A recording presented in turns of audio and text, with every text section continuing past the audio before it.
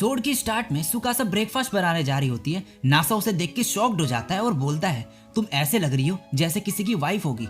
सुकासा बोलती है, हाँ मैं हूँ तुम्हारी वाइफ। और नासा ये सब देख के बहुत ही ज्यादा एक्साइटेड होता है। अब सुकासा उसका फ्रिज ओपन करके बोलती है, वाओ तो तुम कुक करते हो, इम्प्रेसिव। नासा फिर उसे बताता है कि कैसे अकेले रहने के बाद उसने सब सीख लिया और बताता है कि कैसे उसने साइंटिफिकली कैलकुलेट करी अपनी न्यूट्रिशनल नीड्स और बोलता है, मैंने अपना अल्टीमेट मेन्यू तैयार किया। सभी चीजों को बॉईल करो और तुम्हें सभी न्यूट्रिशन मिलेगा जो भी तुम्हें चाहिए। सुकासा बोलती है, और उसका स्वाद कैसा है? नासा बोलता है, सेम है हर बार।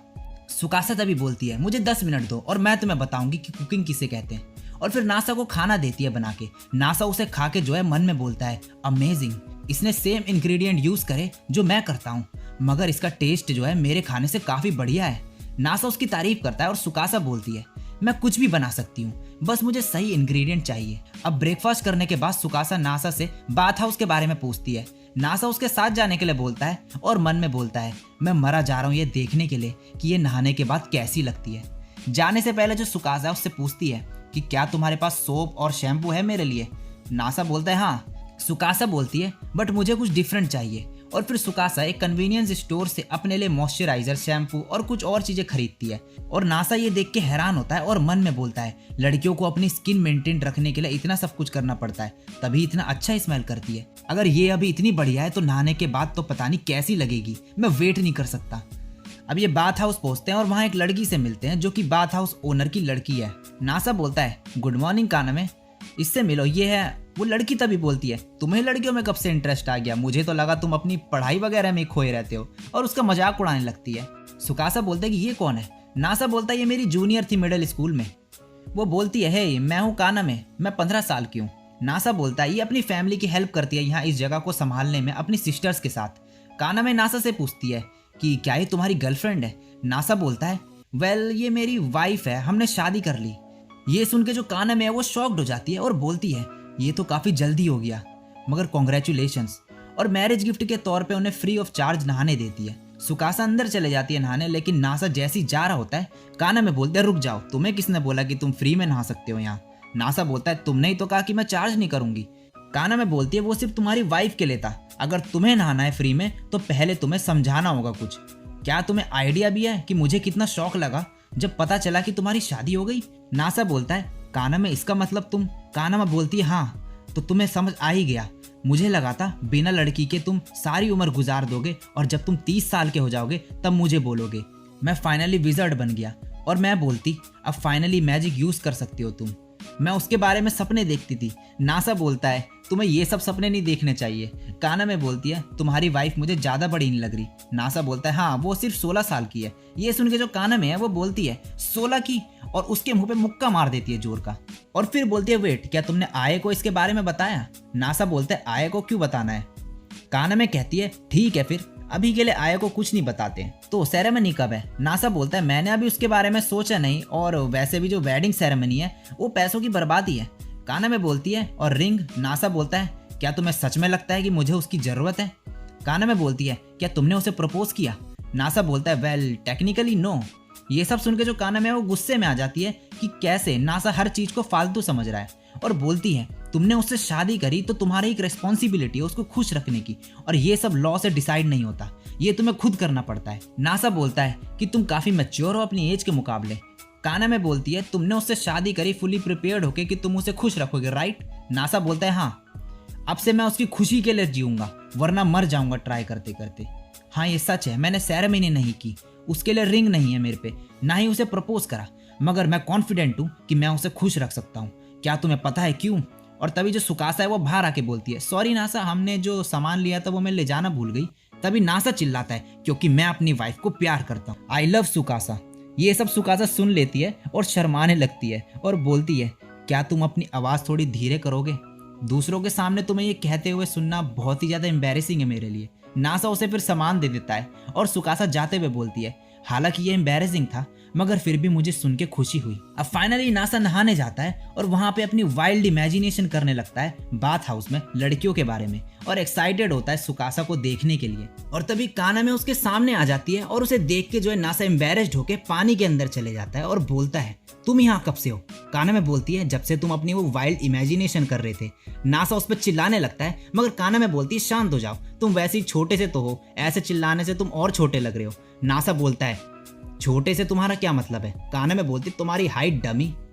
दूसरी तरफ सुकासा भी अब नहाने जाती है और उसे लगता है कि वो वहाँ पे अकेली है, मगर वहाँ पे एक और लड़की होती है। वो सुकासा को देख के बोलती है सॉरी, मैं ओनर की सबसे बड़ी लड़की हूँ, मैं कस्टमर के आने से पहले नहा लेती हूँ मगर आज सो गई।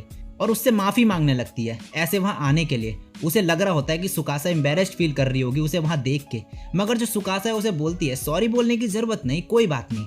सुकासा बोलती है तुमने कुछ देखा तो नहीं होगा ना वैसे?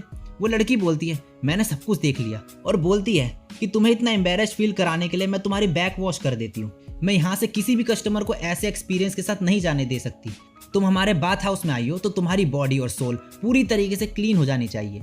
दूसरी तरफ नासा जो है काना में से बोलता है तुम यहाँ कब तक रहने वाली हो? काना में बोलती है जब तक फ्लोर साफ ना कर दूं, तुम्हें पानी से आ जाना चाहिए बाहर। नासा बोलता है जब तक तुम यहाँ पर हो मैं नहीं आ सकता। काना में बोलती है मुझे कोई परेशानी नहीं। नासा बोलता है बट मुझे है। अब वो लड़की सुकासा की बैक वॉश कर रही होती है और बोलती है तुम्हारी स्किन तो बहुत ही ज्यादा सॉफ्ट और स्मूथ है, सिल्क की तरह। सुकासा उसे थैंक्स बोलती है। तभी वो लड़की बोलती है वेट, सिल्क एक फ्लूइड से बनता है जिसे मोथ लार्वा सिक्रेट करते हैं, हमें उस फैब्रिक को कभी लोगों की स्किन से कंपेयर नहीं करना चाहिए। सुकासा बोलती है हे, मगर वो जो लड़की है वो अपने ख्यालों में खोई रहती है और बोलती है तुम्हारी स्किन एक आईफोन जैसी है। और फिर तभी बोलती है एक इलेक्ट्रॉनिक डिवाइस से किसी की स्किन क्यों कंपेयर करी मैंने। और सुकासा को फिर दोबारा से सॉरी बोलती है। सुकासा मन में बोलती है पता नहीं क्यों मगर ये लड़की मुझे नासा की याद दिलाती है। तभी वो लड़की बोलती है माफ करना, मेरा नाम आया अरिसोगावा है। सुकासा बोलती है मैं हूँ सुकासा युजाकी, नाइस टू मीट यू। और ये सुन के जो आई है वो ये समझती है कि जो सुकासा है वो नासा की छोटी बहन है और बोलती है नाइस टू मीट यू। अब नेक्स्ट सीन में नासा को दिखाया जाता है जो बर्फ में पड़ा होता है खून में लथपथ, मगर ये सिर्फ उसका एक सपना होता है। गर्म पानी में ज्यादा देर रहने की वजह से जो वो बेहोश हो गया था और जब वो उठता है तो सुकासा के सामने होता है। सुकासा बोलती है तुम बहुत ही ज्यादा क्यूट लग रहे थे सोते वक्त, इसलिए मैंने तुम्हें नहीं उठाया। और नासा ब्लश करने लगता है ये सुन के। तभी आय भी वहां आ जाती है। सुकासा बोलती है थैंक्स पहले के लिए। नासा बोलता है लगता है तुम दोनों एक दूसरे को पहले से ही जानते हो।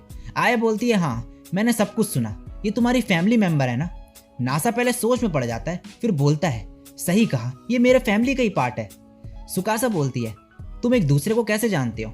नासा बोलता है मिडिल स्कूल में हम एक ही क्लास में पढ़ते थे। आय बोलती है इसने हमारी बहुत मदद करी और हमारा बाथ हाउस इसके बिना नहीं चल पाता। जब हमारे ग्रैंडफादर मरे तो बिजनेस काफ़ी ज़्यादा खराब हो गया था, फाइनेंशियल कंडीशन भी बेकार हो गई थी, मगर नासा की स्किल्स और स्मार्टनेस की वजह से हमारा बिजनेस फिर से चलने लगा। सिर्फ तुम ही थे जिसने हमारी मदद करी, तो उस सब के लिए थैंक्स माय नासा। और ये सुन के सुकासा थोड़ी हैरान हो जाती है। अब ये घर जा रहे होते हैं। सुकासा बोलती है वो लड़की आए वो क्यूट है ना? नासा बोलते हैं हाँ टोटली। ये सुन के सुकासा का जो मूड है वो खराब हो जाता है, मगर नासा बिना नोटिस करे आय की तारीफ करते ही जाता है। और तभी नोटिस करता है कि सुकासा का मूड खराब हो चुका है और तभी वो सामने एक चर्च में वेडिंग सेरेमनी देखता है। नासा को लगता है कि सुकासा का मूड इसलिए खराब है क्योंकि उसने मैरिज सेरेमनी नहीं करी, ना रिंग दी और ना ही उसे प्रपोज करा। और बोलता है क्या तुम उस चीज को लेके नाराज हो?